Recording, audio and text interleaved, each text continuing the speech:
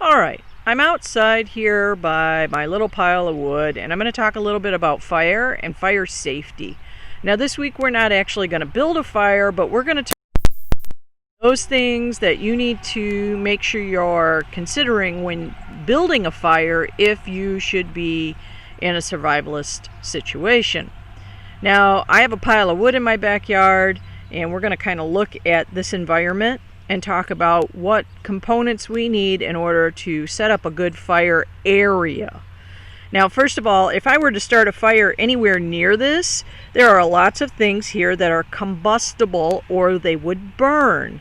You can see there are a lot of pine needles, there are a lot of twigs, there are a lot of pine cones.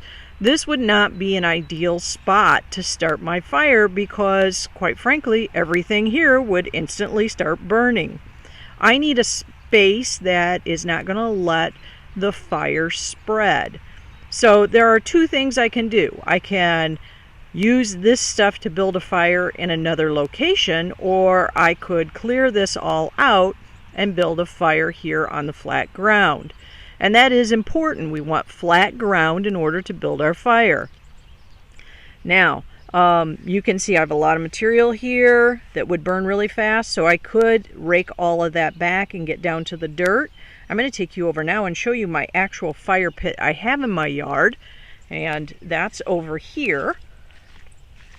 This is my fire pit in my backyard. Now let me explain some of the parts. You can see that it is surrounded by rocks, and yes, it is kind of cleared off around it.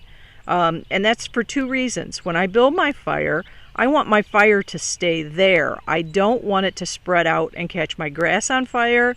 I wouldn't want it to catch any of the forest on fire, or if I were in a field, I wouldn't want that to catch on fire. So you use rocks to contain the fire. And you see I mine stacked pretty high here. We usually have some pretty big fires in this pit. So the other thing we have is we've dug it down in a little bit so that the fire's down in a little lower. That way I can have a little bit bigger fire without having to worry about it spreading as well. Now, there are many ways I can build a fire, but the first thing we need to consider is what's going to start the fire. Now let's go back to the wood pile. These big logs, would they be a good way to start a fire? No, actually they wouldn't. I would want to use these little pieces, the bark, but I'll tell you, there are some things here that will start a fire really quick. Now remember, when you're doing this, well, don't do this without an adult supervision. You need to make sure you have an adult if you're actually going to attempt to start a fire. Don't do it without adult supervision. I will tell you that pine cones, these little things right here, are one of the best ways to start a fire. Pine cones contain a lot of oil from the trees, and they actually will burn for 3 or 4 minutes. Now I would want to start with something like this, and then I could go on to pine needles, and then get into bigger sticks, and bigger, and bigger, get into a little bit bigger, and then eventually I could use my logs.